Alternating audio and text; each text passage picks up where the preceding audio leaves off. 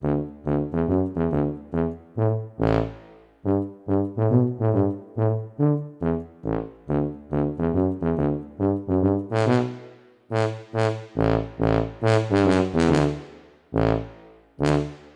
le bonjour. Alors aujourd'hui on est le 28 décembre, on est à la fin de l'année là. Alors j'espère que vous avez passé un bon Noël et puis que vous passerez des bonnes fêtes pour le jour de l'an. Donc moi je suis venu là faire un petit tour au rucher du bois, donc c'est le rucher où j'ai que des Layens. Je ne sais pas si vous les voyez là, si je m'écarte un petit peu. Donc là j'ai 8 ruches de Layens, donc c'est des Layens espagnols, je vous en ai déjà parlé, je vous en reparlerai dans d'autres vidéos. Après avoir testé plusieurs types de ruches, c'est vraiment les ruches que je préfère.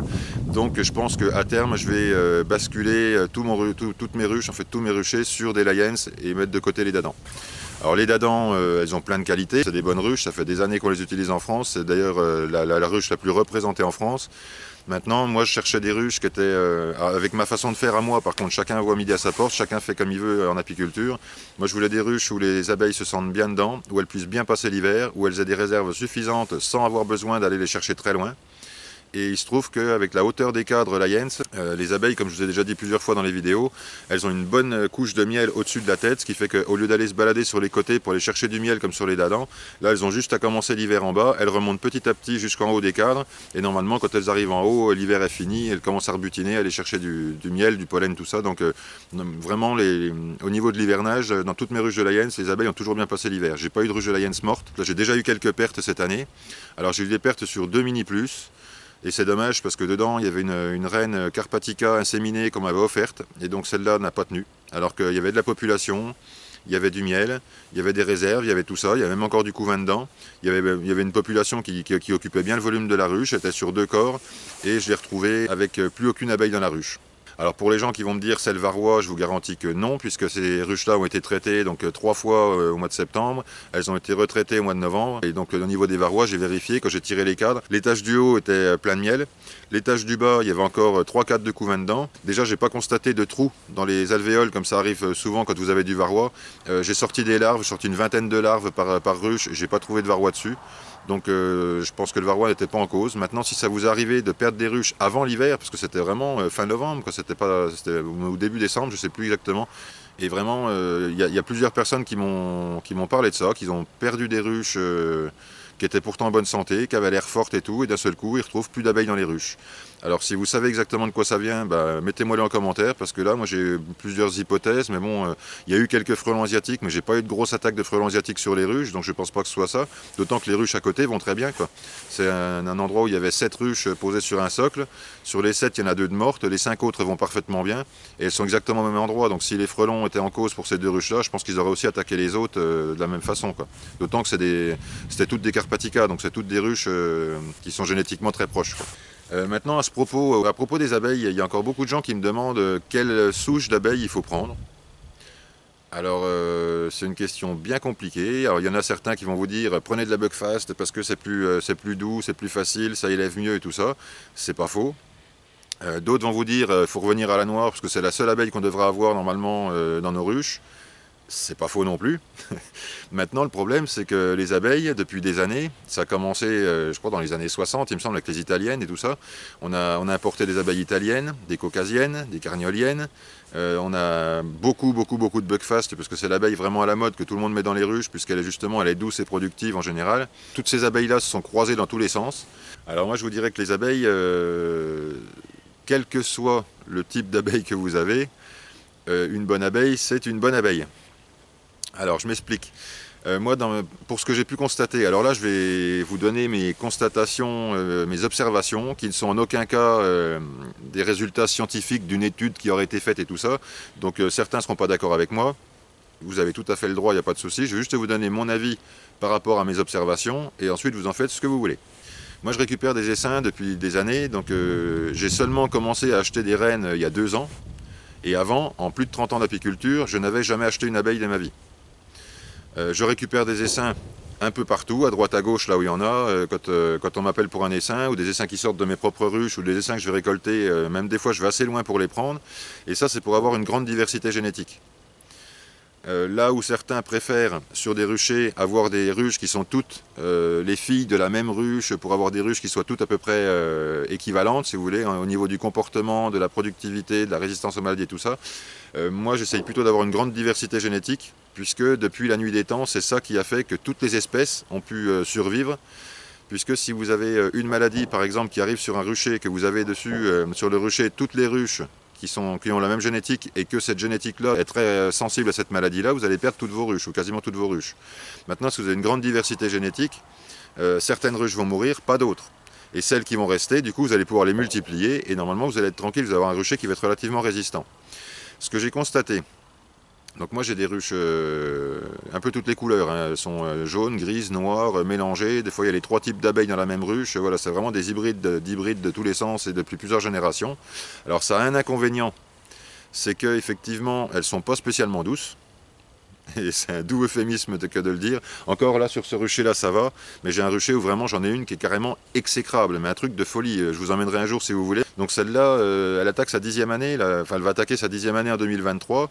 Et 10 années quasiment sans traitement. Puisque elle, quand j'essaye de la traiter, j'ouvre la ruche. Même si j'en fume avant et tout. Hein, je commence à mettre le varomède. Je fais 3 ou 4 ruelles. Elle me saute au nez. Elle pique à travers les gants. J'ai les mains complètement couvertes d'abeilles et tout. Donc celle-là, du coup, souvent je laisse tomber. Elles ont un demi-traitement. Et les 2 traitements consécutifs que je fais normalement derrière, bah sur celle-là, les 3 quarts du temps, je ne les fais pas. Et elle se débrouille très bien. C'est celle qui me fait le plus de miel. C'est celle qui s'en sort. Même l'an dernier, quand il n'y avait pas de mielé, toutes les ruches étaient en famine, il fallait que je les nourrisse. Celle-là avait du miel dans le corps, quoi. Donc je ne sais même pas où elles vont chercher le miel, comment elles se débrouillent et tout. Mais c'est vraiment des abeilles indestructibles, celles-là, quoi. Donc c'est pour ça que je veux les garder, malgré qu'elles soient vraiment pas sympas, quoi.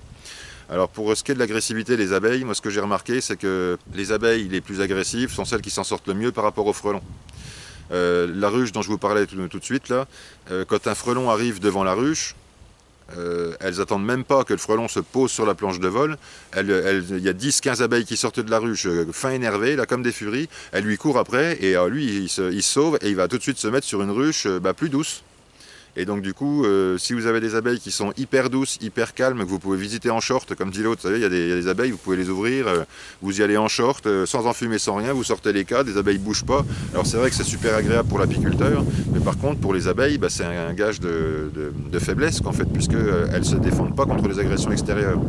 Je garde les colonies les plus solides, celles qui s'en sortent le mieux, qui sont les plus autonomes, puisque moi j'essaye de ne pas ouvrir les ruches toutes les 5 minutes pour vérifier ci ou vérifier ça. Je fais mes traitements varomèdes, je fais mon renouvellement de cadre tous les ans, je renouvelle 2 ou 3 cadres dans chaque ruche tous les ans. Je contrôle l'état des couvains, je regarde s'il n'y a pas de maladie, s'il n'y a pas de problème, mais à côté de ça, je les ouvre le moins souvent possible. Là, il y a des gens qui font les traitements à l'acide oxalique. Moi, étant donné que j'ai fait des traitements en fin d'été et que j'en ai refait un au mois de novembre, même si elles n'ont pas le 0 varroa dedans, elles ont peut-être encore quelques varrois, ils ne vont pas se multiplier pendant l'hiver de toute façon. Les abeilles qui sont déjà piquées par le varroa ont une durée de vie limitée, donc de toute façon, les traiter maintenant ou pas, à mon avis, ça ne changera pas grand-chose. Maintenant, si vous avez soit vraiment beaucoup de varrois, ou alors que vous avez oublié ou négligé les traitements avant l'hiver, alors là oui, effectivement, faites un traitement à l'acide oxalique, parce que sinon au printemps, il ne va pas vous rester grand-chose, quoi. Moi, j'ai pas envie d'ouvrir mes abeilles l'hiver, c'est mon choix personnel, mes abeilles s'en portent bien comme ça. Au printemps, dès qu'elles vont commencer à sortir, là par contre, je leur ferai 3 traitements consécutifs au varomède avant de poser les hausses, enfin bien avant de poser les hausses. Et normalement, ça va passer l'année comme ça, je pense qu'il n'y aura pas trop de soucis. Au niveau de la santé des colonies, j'en ai certaines qui sont un peu plus faibles que d'autres, parce que alors c'est les plus douces. Donc les plus douces se sont faites quand même attaquer par les frelons pas mal, ça va quand même bien baissé la population, elles ont tapé pas mal dans les réserves. Alors j'ai eu peur à un moment que ça recommence la saturation en miel de lierre, parce que quand la miel de lierre est arrivée, les abeilles m'ont foutu du miel dans les ruches, il y en avait partout, tous les cadres quasiment étaient pris, les reines n'avaient plus que des petits bouts de coins comme ça pour pondre sur les cadres. Entre le pollen qu'il y avait et le miel, il n'y a vraiment plus de place. Et comme après il a fait chaud pendant très longtemps, elles ont continué à faire du couvain, mais comme il n'y avait pas grand-chose à butiner, du coup elles ont tapé dans les réserves, elles ont fait de la place, et ce qui fait que les 3 quarts de mes ruches sont bien pourvues en réserve, ont assez de place pour pondre, pour que la reine ponde dedans au printemps, donc normalement ça devrait bien se passer. Par contre, j'ai un quart des ruches à peu près qui manquent de réserve, et c'est principalement soit les essaims que j'ai mis tard dans la saison, ou alors les plus douces. Maintenant, donc, il me reste une cinquantaine de ruches. Sur les 50 ruches, elles vont toutes à peu près bien, en tout cas elles sont toutes en vie. Je pense qu'il y aura quand même quelques pertes encore, parce qu'il y en a vraiment qui sont faibles, mais après, je m'y fie pas, parce que ça m'est souvent arrivé d'avoir des ruches qui étaient hyper faibles. Il y en a même, j'ai cru, qui étaient mortes pendant l'hiver, et qui redémarraient au printemps, donc des fois, elles finissent avec des petites colonies. Et alors justement, à ce niveau-là, au niveau des souches d'abeilles, ce que j'attends des abeilles, c'est qu'elles soient capables de réguler leur ponte. Alors déjà de se défendre contre les prédateurs. Donc ça sous-entend une certaine agressivité. Alors une agressivité maladive où les abeilles vous sautent dessus au nez dès que vous ouvrez la ruche, c'est pas forcément une bonne chose. Mais des abeilles qui sont un petit peu défensives, où il faut avoir des gestes un peu plus doux, où il faut faire un peu plus attention et les ouvrir moins longtemps, je pense que c'est pas une mauvaise chose. Si ça leur permet de se défendre contre les agressions extérieures, donc que ce soit les oiseaux qui viennent picorer sur la ruche l'hiver, comme sur les ruches en polystyrène par exemple, les mésanges y vont allègrement. Donc je sais pas moi, un blaireau, n'importe quoi qui viendrait les attaquer, qu'elles puissent au moins se défendre, même si le blaireau, je pense qu'il craint pas trop les piqûres. Bref. Mais en tout cas, contre les frelons asiatiques, je vous dis, c'est vraiment spectaculaire. Quand la ruche la plus agressive, je l'ai vu faire, je vous dis, le frelon arrive devant, les abeilles lui sautent dessus, elles le poursuivent, mais elles le poursuivent loin. Hein. Et du coup, il revient pas, il va pas chercher ses potes pour dire aller sur cette ruche-là. Par contre, il va conseiller d'aller sur la ruche à côté, qui est beaucoup plus douce, quoi.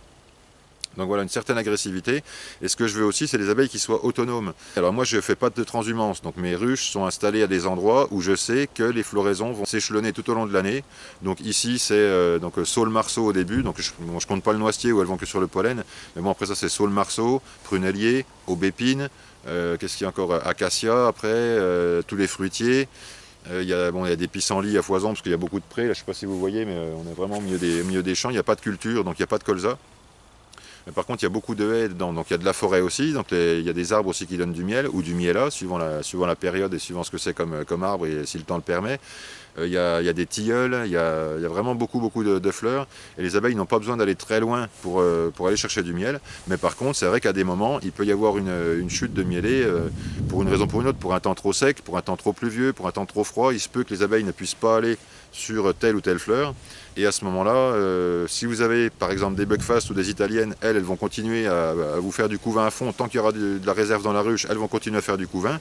Et elles vont bouffer les réserves. Par contre, notamment les carpatica, je crois qu'il me semble que les carnica font ça aussi, et évidemment la noire, elles vont réduire leur ponte en fonction de la rentrée de nectar. Donc si le nectar rentre à flot, elles pondent à fond. Si le nectar rentre moins, elles pondent moins. Et si le nectar rentre plus, elles peuvent même bloquer leur ponte pendant un certain temps et redémarrer après. Ça fait que ces abeilles-là vont hiverner sur des colonies qui sont beaucoup plus petites que des italiennes par exemple ou des buckfast, puisque la buckfast contient quand même pas mal d'italiennes, elles ont quand même beaucoup de caractéristiques en commun, quoi. Une abeille italienne, si vous l'amenez ici, alors je parle d'une pure italienne d'origine, parce qu'évidemment après il y a des sélections et tout ça, si vous prenez une ruche, une pure italienne, que vous la ramenez ici en Bourgogne, où l'hiver dure 6 mois en gros, alors c'est pas l'hiver, c'est la mauvaise saison, de début octobre jusqu'à fin mars, hein, où ça peut être un petit peu décalé, mais bon en gros, on a à peu près 6 mois, nous on chauffe 6 mois de l'année, quoi. Donc si vous avez des italiennes, le problème c'est qu'elles vont hiverner sur des grosses colonies. Elles vont prévoir les réserves pour 3 mois, quoi. Et donc du coup, au bout de 3 mois, vous allez être obligé de nourrir et mettre des pains de candy à fond, et du sirop à l'automne, et du candy après, et tout ça. Et moi, ce que je veux, c'est avoir des abeilles que j'ai pas besoin de nourrir, ou alors très peu, ou vraiment en cas de nécessité, et uniquement en cas de nécessité. J'ai pas envie d'acheter tous les ans 300 litres de sirop, 200 kg de candy pour faire plus de miel l'été. Enfin, je trouve ça pas... voilà. Donc mes abeilles me font une certaine quantité de miel. Alors c'est vrai que par rapport à des buckfast notamment, elles vont me faire que 2 hausses dans l'année, des fois 2 ou 3 hausses dans l'année. Les buckfast vont peut-être vous en faire 5, 6, 7, même 8. J'ai vu des piles de hausses chez des gens impressionnants, des trucs avec 5 hausses sur une ruche et tout ça c'est plein, c'est hallucinant. Mais par contre voilà, s'il faut les nourrir après l'hiver, moi ça m'intéresse pas. Moi je veux avoir des ruches qui soient le plus autonomes possible, avec des abeilles qui soient le plus proches du type sauvage si vous voulez, pour pouvoir se défendre comme elles l'ont toujours fait depuis la nuit des temps. Donc c'est pour ça que j'ai pris exceptionnellement des carpatica, alors que j'étais complètement contre l'importation de rennes. Jusqu'à maintenant j'ai toujours fait avec les essaims du coin.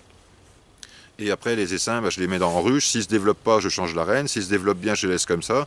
L'année d'après, je tire du miel, je vois si elles passent l'hiver comme il faut, si elles font du miel et tout ça. Et si elles ont toutes les qualités qui me conviennent, à ce moment-là, je peux faire des divisions sur ces ruches-là. Et jusqu'à maintenant, j'avais toujours multiplié mes ruches que comme ça. Donc là, il y a 2 ans, j'ai commencé avec les carpatica parce que justement, sur le papier, elles avaient des caractéristiques qui me plaisaient. Donc à savoir justement la gestion des réserves. Et aussi d'autres qualités, notamment le fait de ne pas essaimer, ou d'essaimer très peu. Et effectivement, j'ai pu constater que les carpatica essaiment beaucoup moins que les autres. Alors certains me diront qu'en attrapant des essaims, je sélectionne des abeilles qui sont plus essaimeuses que d'autres. Alors ça, je vous dirais, c'est pas forcément évident, quoi. Alors oui, j'ai des abeilles qui essaiment beaucoup, donc celles-là en général, j'en ai même qui ont tellement essaimé qu'elles ont fini par vider complètement la ruche. Donc celles-là, je ne les ai pas pleurées, puisque voilà, on peut pas faire grand-chose avec ça. Mais j'ai des ruches qui sont issues d'essaims sauvages et qui n'essaiment pas plus que d'autres, et même qui n'essaiment quasiment jamais, quoi. Donc après, ça dépend, n'importe quelle ruche, n'importe quelle abeille. Quand la ruche est pleine au printemps, que la reine n'a plus de place pour pondre et que la ruche est pleine de miel et de pollen, qu'il y a des couvains partout prêts à naître et tout, et ben les abeilles font des cellules de reine, la ruche essaime, c'est naturel, c'est comme ça qu'elles se multiplient naturellement. Se multiplier, c'est aussi survivre. Donc leur enlever aussi leur capacité à se reproduire, je trouve que c'est pas une bonne chose non plus. Donc voilà, pour résumer, les abeilles, alors quelles abeilles il faut mettre dans des ruches? Mettez les abeilles locales, attrapez des essaims vers chez vous, mettez-les dans des ruches, voyez ceux qui se développent le mieux, et vous multipliez celles-là. De toute façon, vous pouvez toujours changer la reine par la suite, si ça vous plaît pas, vous pouvez mettre une reine de ce que vous voulez dedans, et voilà, vous changez, vous tuez la vieille reine qui est dedans, vous en remettez une, et puis voilà, après ça la colonie va se transformer, les abeilles vont devenir donc les filles de la reine que vous avez mise dedans, et si c'est une reine de bonne souche, et ben la ruche va bien se développer, il n'y a pas de souci, quoi. Mais par contre, voilà, moi je le fais pas systématiquement, je sais qu'il y a des gens qui récupèrent des essaims et directement ils changent la reine dedans. Moi non, j'attends de voir comment ça se passe, quoi. Et si ça se passe bien, et ben je les laisse vivre, je les laisse faire leur vie, et même si elles sont un peu chafouines, comme dit l'autre, et ben voilà, je mets une bonne combinaison quand j'y vais, je les enfume correctement, et puis voilà, et ça se passe pas trop mal, quoi. Vous voulez qu'on fasse un petit peu le tour du rucher ou pas? Comment que ça se passe? De toute façon, j'ai pas grand chose à vous montrer de plus. Les ruches, vous les connaissez, donc c'est les ruches. Donc il y en a de chez Happy de Roche, il y en a de chez la Tienda de l'apiculteur. Alors je dis bien la Tienda parce que je sais plus qui m'a fait la réflexion, comme quoi c'était pas l'Hacienda comme l'Hacienda dans Zorro, vous savez, c'est la Tienda de l'apiculteur, donc avec un T et pas, ça se prononce pas Sienda, voilà. Donc j'ai appris ça, je suis nul en espagnol, mais moi j'aurais appris ça, c'est pas mal, quoi. Voilà, je vous fais faire un petit peu le tour du rucher, allez. Alors là, si vous voulez voir un petit peu le genre d'environnement qu'ont mes abeilles, vous voyez, donc là il y a des buissons, vous voyez, là il y a de l'églantier, il y a de l'aubépine un petit peu plus loin, il y a un petit peu de tout. Là si je fais le tour comme ça, vous voyez, c'est du pré, donc ça c'est plein de fleurs, c'est plein de pissenlits au printemps. Là-bas vous avez des petites forêts comme ça, des buissons, des haies partout. Il n'y a pas de culture, vous voyez pas de champ à l'horizon là. Donc je suis vraiment dans un endroit privilégié et pour les abeilles, c'est vraiment, elles arrivent vraiment à trouver du miel à tous les moments de l'année. Et jusqu'à la fin de l'année où il y a du lierre un peu partout, vous voyez le lierre, il y en a plein les arbres là, vous voyez là. Voilà, là, il y en a vraiment, sur tous les arbres là, il y a du lierre, donc elles n'ont vraiment pas de difficulté à se nourrir. Avant d'installer un rucher, je regarde les fleurs qu'il y a autour, je regarde un petit peu la végétation, je regarde ce qu'il y a comme arbre, je regarde ce qu'il y a comme arbuste, comme fleurs, comme s'il y a des cultures, s'il n'y en a pas, et tout ça. Et du coup, en faisant ça, je pose mes ruches à des endroits. J'estime que je mets un certain nombre de ruches. Alors moi, vous ne me verrez jamais mettre 50 ruches au même endroit. Là, vous voyez, là, il y en a 8, j'en mettrai pas plus ici. Donc par contre, j'ai des ruchers au maximum avec 15 ruches. Si l'environnement le permet, mais sinon en général je ne mets pas plus de 10 ou 12 ruches par rucher, quoi. Pour voir si les abeilles sont toujours en vie plutôt que de les ouvrir ou quoi que ce soit, je ne sais pas si vous allez entendre.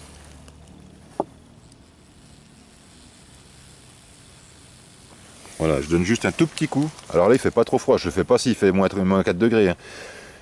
Là il fait à peu près 10 degrés, un petit peu moins. Donc les abeilles sont sorties un petit peu aujourd'hui, donc elles ne doivent pas être complètement grappées. Donc là je tape juste un coup sur le bord de la ruche. J'écoute ce qui se passe dedans, et si ça bourdonne, vous voyez, il y en a une qui vient de rentrer, si ça bourdonne, c'est que ça va. Après, voilà, ça bourdonne plus ou moins selon la densité de la colonie, quoi. Là, celle-là, elle est archi pleine.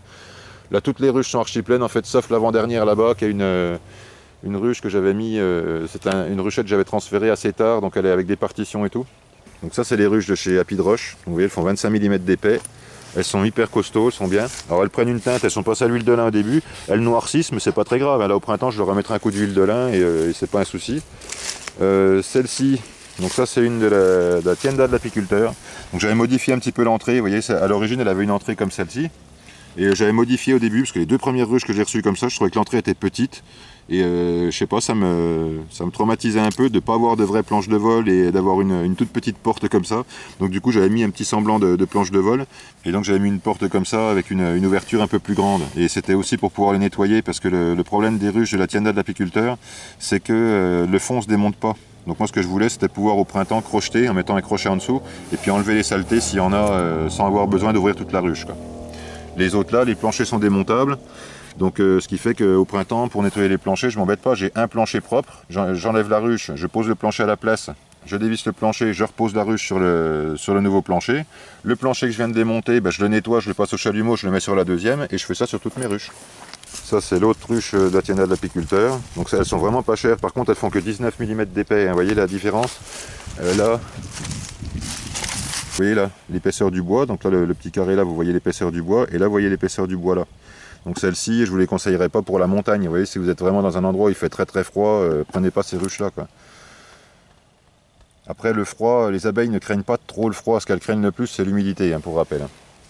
Et avoir une ruche trop isolée, c'est pas bon non plus, parce que si elles maintiennent une température trop élevée dedans, elles vont taper dans les réserves, elles vont continuer à faire du couvain et taper dans les réserves, donc ça peut être problématique. Donc bien isoler le toit, parce que ça c'est la partie où il y a le plus de déperdition de chaleur. Mais par contre, isoler le tour des ruches, ça se faisait il y a très longtemps, mais il y a longtemps qu'on fait plus ça, parce qu'on s'est rendu compte qu'en fait c'était pas vraiment utile. Sauf si vous êtes au Québec ou je sais pas où là évidemment vous avez des hivers où les ruches elles sont couvertes de neige et tout, donc là oui vous isolez un peu, c'est pas mal. Mais sinon il n'y a pas besoin, on n'a pas des hivers très froids chez nous, donc je pense pas que ça pose de problème. Sinon les autres c'est pareil, hein, tout va bien. Alors celle-là c'est la moins chère des ruches de l'Hacienda, ça vaut je crois dans les 35 € je crois la ruche, c'est vraiment pas cher. Par contre elles sont montées sur charnière et ça c'est un peu un souci. Donc là j'ai carrément enlevé les charnières pour pouvoir enlever les toits comme je veux et pouvoir mettre les hausses sans être obligé de dévisser tout à chaque fois quoi. Et surtout ça évite de se coincer les doigts, parce que quand vous ouvrez la charnière, s'il y a un coup de vent, que vous avez les doigts dedans, le toit se rabat, vous allez vous péter les doigts, je trouve pas ça terrible. Après voilà, pour la différence de prix, la différence de prix est pas énorme entre les deux, mais le problème c'est que celle-ci, les frais de port sont exorbitants, alors que celle-ci c'est moins cher. Donc ça vous revient quand même beaucoup moins cher de prendre des ruches comme ça que des ruches comme ça. Maintenant, voilà, celles-là ont quand même l'avantage du plancher démontable. Donc c'est pas des fonds anti-varrois, celui-là c'est pas des fonds grillagés intégral, mais bon, elles ont une meilleure aération à l'intérieur. Et le plancher est incliné, ce qui fait que ça facilite l'évacuation des saletés par les abeilles, quoi. Alors que là c'est un bon vieux fond plat, voilà. Après ça fonctionne aussi, il y a des tas d'Espagnols qui utilisent ces ruches là et ça va très bien. Il y en a quelques-unes qui sortent encore et pourtant il fait pas chaud, hein. Celle-là a eu du candy, elles ont toutes des isolations de toit et voilà. Donc ça c'était mon piège à frelons. Alors bizarrement il y a eu pas mal d'Européens dedans. Pourtant j'évite de les prendre, mais ah ouais, il y a eu beaucoup d'Européens. Vous voyez, c'est des petites ouvrières, elles ont réussi à rentrer quand même. Donc là on voit qu'il y a de l'asiatique. Vous voyez, asiatique, et puis ça c'est de l'européen. En fin d'année c'est moins grave. Au printemps j'essaye absolument d'éviter de prendre de l'européen. Mais bon, cette année c'est vrai que les Européens étaient pénibles parce qu'ils attaquaient les ruches exactement comme les Asiatiques, quoi. Voire même plus. Donc là-bas vous avez mes deux fauves à la chasse aux campagnols. Alors mon vieux colza, ça c'est Chali que vous avez déjà vu dans une vidéo. Alors elle a bien grandi, elle a 1 an et 1 mois maintenant, elle est née le 15 novembre 2021. Elle est gentille mais c'est une folle dingue, elle est un peu... elle est épuisante on va dire, quoi. Elle a beaucoup d'énergie, quoi, et beaucoup plus que moi. Voilà, bon écoutez, il ne me reste plus qu'à vous souhaiter un joyeux réveillon pour le jour de l'an. Une bonne année 2023, donc une excellente saison apicole pour les apiculteurs et une bonne année en général pour tous les gens, apiculteurs ou non apiculteurs, que ce soit sur le plan de la santé, du moral, des finances, de la joie, la bonne humeur, enfin tout ce que vous voulez, que tout aille pour le mieux pour vous, quoi. Voilà, allez, portez-vous bien, soignez bien vos abeilles et à bientôt pour les prochaines vidéos.